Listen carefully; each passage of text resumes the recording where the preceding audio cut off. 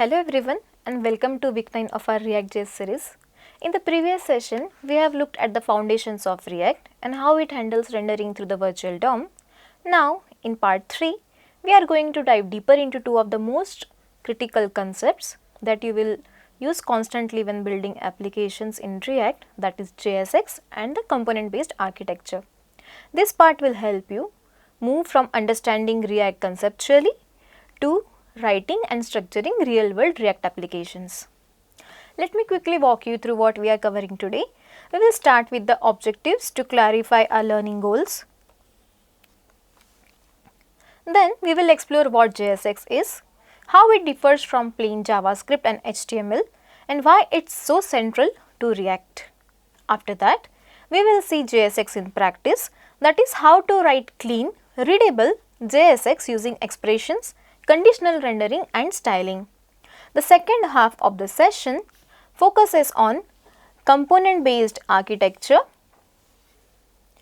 including the different types of components and how to think in terms of component hierarchies and trees when building user interfaces. By the end of this, you should feel comfortable working with JSX and designing your apps using modular components. The objective for this lesson are straightforward but essential. First, you will learn to understand and use JSX, which is a syntax extension that allows us to write HTML-like code directly inside JavaScript. Then, we will focus on grasping the idea behind components, how they allow us to write modular, reusable code that makes React projects scalable and easier to maintain. So, what exactly is JSX? JSX stands for JavaScript XML. It's a syntax extension used in React that lets you write what looks like HTML directly inside your JavaScript code. At first glance, this may seem odd, like mixing markup and logic, but it actually leads to cleaner and more expressive code. Instead of separating the structure and behavior of components into different files, JSX brings them together. This improves readability and keeps the UI tightly coupled with its behavior, which is especially useful in component-based development. Now, it's important to understand that browsers don't natively understand JSX. JSX is not valid JavaScript, it's not valid HTML either. So, during the build process, a tool like Babel, which is a JavaScript compiler, transforms the JSX into standard JavaScript. This transformation happens behind the scenes before the browser even sees your code. That's why when we write JSX, we rely on tools like Vite, Create React App or Webpack to handle this compilation step. Let us now go over some of the most important rules when working with JSX. The first rule is that you can only return one parent element. This means that all your JSX needs to be wrapped in a single enclosing tag. If you have multiple elements side by side, you need to wrap them in a single div or a React fragment. Otherwise, you will get a syntax error. As you can see in the React component on the right, the returned XML code has H1 and H2, one below each other, and they are wrapped in a React fragment, which makes it appear like a single root element. Actually, what happens when we write this? So, here right now we have two elements H1 and H2, and our condition is there should be only one root element. So, either we have to wrap it inside a single div element or we can use React fragment. If we use div tag for this, it adds an extra node. But while we use React fragment, it won't add an extra node to our root element. We will see these things in detail in the hands-on session. Okay. The second rule involves the use of class name. In HTML, we use the class attribute to apply CSS classes, but in JSX, we use class name. As class is a reserved keyword in JavaScript, the same can be seen in the code on the right. This small difference can be hard to remember at first, but quickly becomes a part of your coding style. Lastly, JSX allows embedding JavaScript expressions inside curly braces. This is incredibly powerful as you can dynamically display values, call functions, or even include entire expressions like ternaries inside your JSX. Here we are using variable username and we are displaying its value in the code using single curly braces. These expressions can't contain statements like if or for, but you can use short circuiting or ternary operators to render things conditionally. When using JSX in real projects, you will often need to conditionally render elements.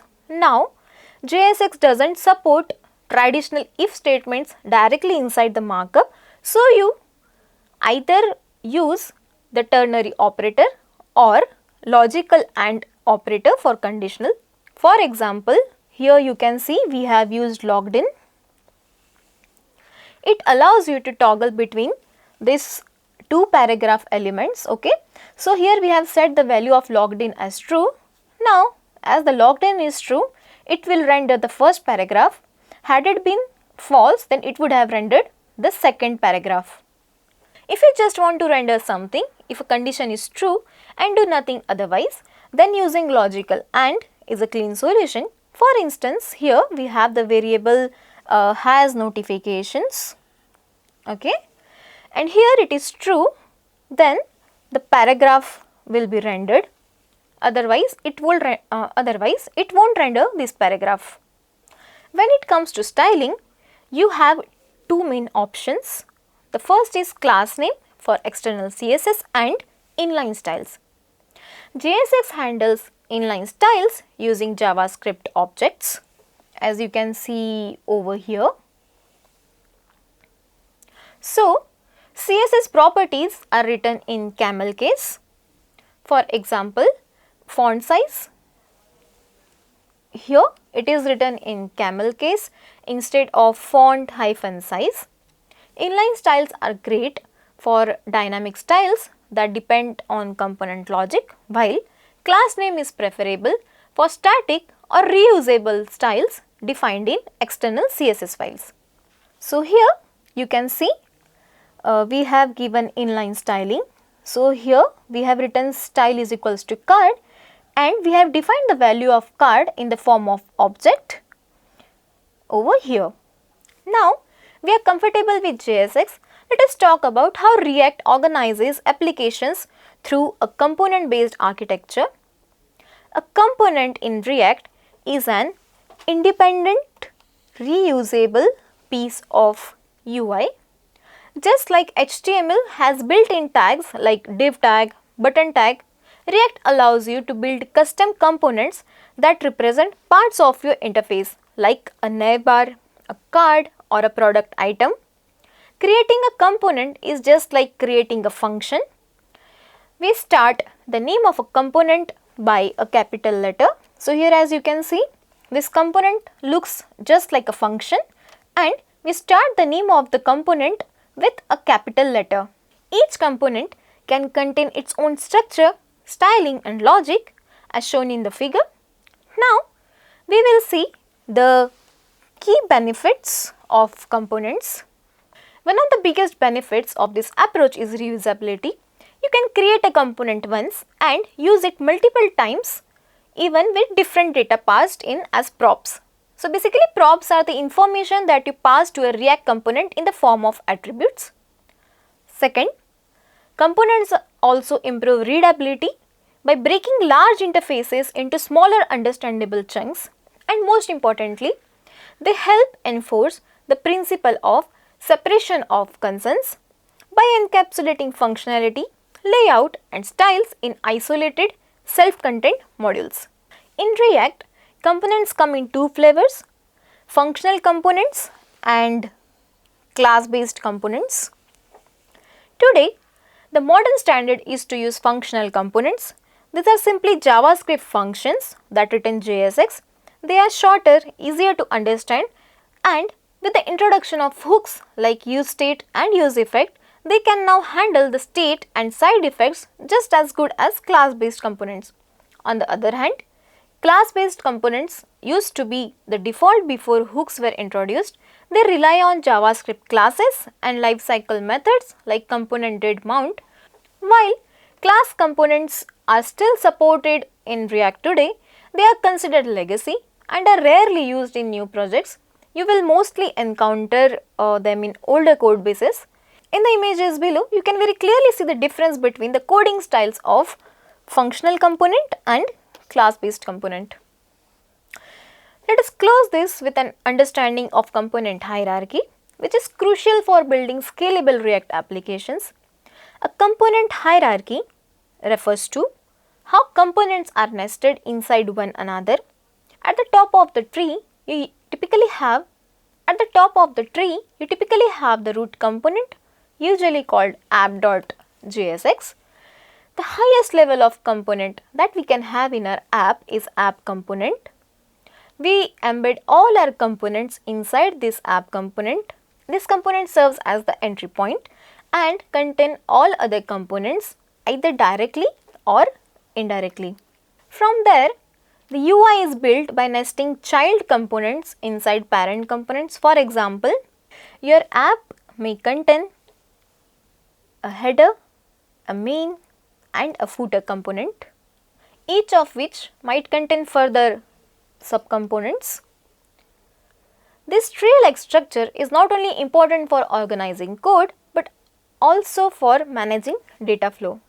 In React, data flows from parent to child through a mechanism called props. When you understand the component hierarchy, you can better manage where your state lives, how to pass data efficiently, and how to troubleshoot issues. It also helps prevent problems like prop drilling, where data has to be passed down through multiple layers of components, and in turn helps us to understand the need of tools like context API or state management libraries. To sum up, JSX and component architecture are the heart of how React works. JSX allows you to write expressive, intuitive UI code with JavaScript, while components give you building blocks to structure, reuse, and maintain your application in a modular way. Together, these ideas power everything you will build in React, and mastering them will give you a solid foundation for all future development. In next session, we will start writing and composing components with props and state, bringing all of this knowledge into real-world examples. Thanks for watching, and I will see you in the next module.